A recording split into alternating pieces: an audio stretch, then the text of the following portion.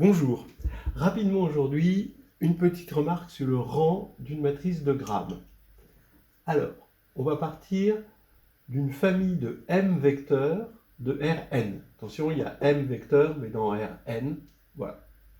Rn est muni de sa structure d'espace vectoriel euclidien naturel pour la norme standard.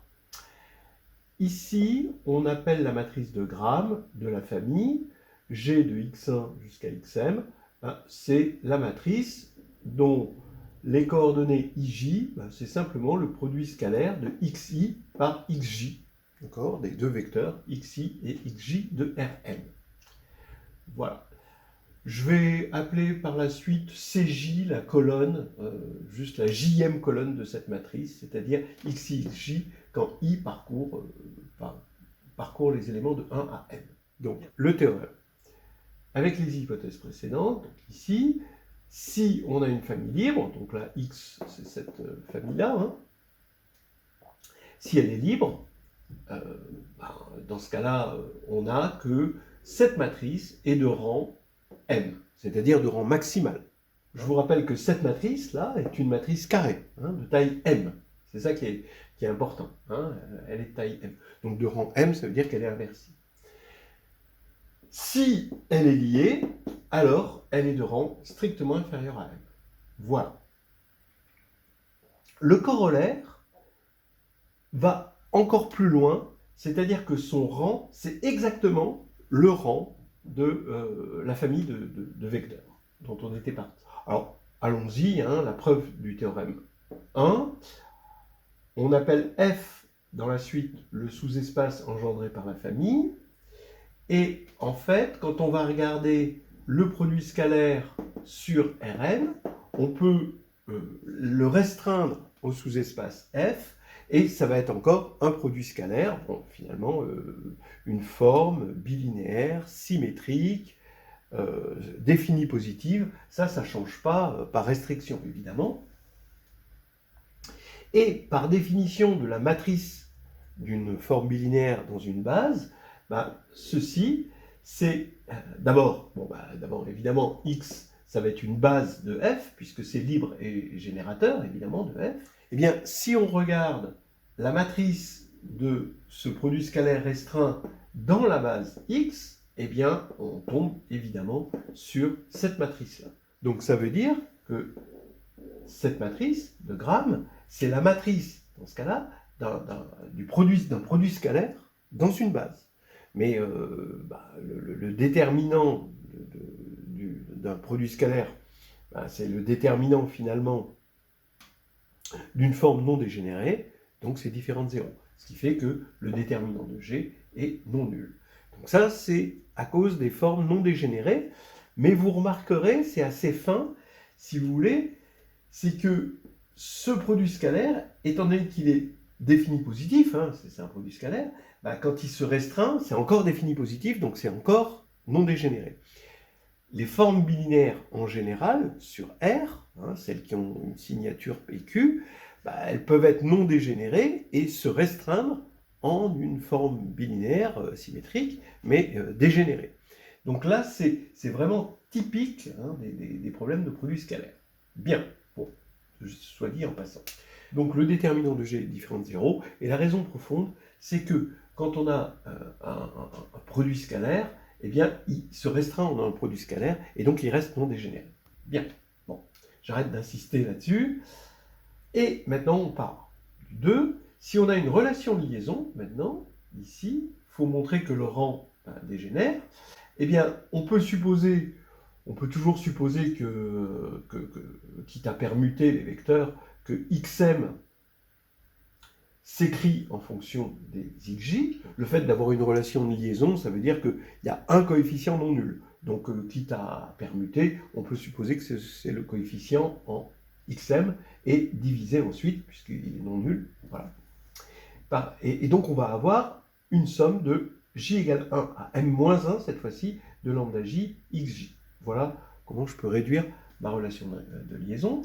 Et maintenant, quand je vais écrire xi, je vais passer par le produit scalaire xi2 des deux côtés. je tombe sur le fait que la colonne CM, c'est justement, par linéarité à droite, la combinaison linéaire somme des lambda J, c'est J. Donc ça veut dire que maintenant, le fait d'avoir eu une relation liaison ici, on va avoir une relation liaison ici. Et donc, comme on a une relation liaison entre les colonnes, le déterminant de G est égal à 0, ce qui veut dire que le rang est strictement inférieur à M. Voilà.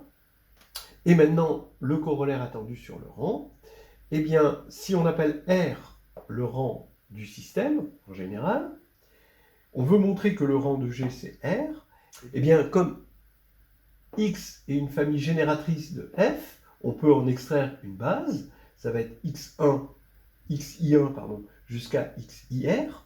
Bon, ça va être donc une base de F.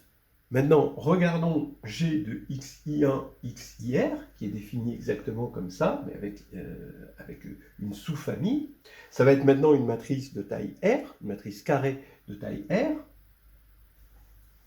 Mais on peut remarquer que ceci est un mineur non nul de la grande matrice, qui correspond aux colonnes indexées par I1 jusqu'à IR et aux lignes indexées par I1 jusqu'à IR. On peut même dire que c'est un mineur diagonal. Et qui est non nul. Pourquoi il est non nul? D'après la partie 1 du théorème, parce qu'on est parti sur une famille libre. Donc on a un mineur non nul. Voilà. Qui est de taille R. Alors si on a un mineur non nul qui est de taille R, on sait déjà que G est de rang supérieur ou égal à R. Ça, c'est un théorème qui dit que le rang d'une matrice, c'est la taille maximale d'un mineur non nul. Bien. Maintenant, on va regarder un mineur de taille strictement supérieure à R. Mais oui, mais si on prend un mineur de taille strictement supérieure à R, on va regarder ces colonnes. De la même manière comme dans 2, le mineur, on va avoir une relation de liaison entre les colonnes, puisque la taille est trop grande, et donc on va avoir un mineur qui va être nul. Cette fois-ci, le mineur n'est pas forcément diagonal, d'accord, mais de la même manière qu'ici, on va avoir toujours une relation de liaison entre les colonnes, parce qu'il y a une relation de liaison forcément entre les vecteurs. Donc là, c'est nul. Donc maintenant, si on fait un bilan, tous les mineurs de taille strictement supérieure à R sont nuls. Il existe au moins un mineur de taille R non nul. C'est un mineur diagonal, c'est ce qu'on a vu. Bien, on n'a pas besoin qu'il soit diagonal, mais il en existe un non nul. Donc le rang de G, c'est exactement R. Voilà. On note en passant que l'intérêt ici, alors le désavantage, c'est que c'est valable que sur R. Après, on peut s'arranger avec C, des formes hermitiennes, mais c'est valable que sur R. Mais on arrive, normalement, on était parti d'une matrice grand X. Si on regarde les M vecteurs en colonne, tous ces vecteurs de Rn, donc j'ai une matrice à n lignes et à m colonnes. Si je voulais en connaître le rang, eh bien, j'aurais plusieurs calculs à faire. Vous voyez, c'est ça qui est embêtant. C'est que j'ai plein de calculs à faire. Parce qu'il faut que je regarde m parmi n. Imaginons que m soit inférieur ou égal à n. Bon. Il faut, parce que sinon, je sais que c'est lié. Mais si je veux montrer que c'est libre, il faut montrer que cette matrice est de rang m. Et j'ai m parmi n calculs de mineurs à faire, avant d'en trouver un non nul, a priori. Alors que là, j'ai qu'un seul calcul à faire, un seul déterminant, parce que la matrice G, c'est une matrice de taille M. Elle est carrée de taille M. Alors ça, c'est peut-être important à remarquer. Notez que la matrice G, vu qu'on a pris le client, le produit scalaire canonique sur Rn, c'est simplement la matrice LM qui est donnée par X transposé X. Donc on a montré finalement que le rang de X transposé X, c'était le rang de X. Voilà, c'est sympa. C'est fini.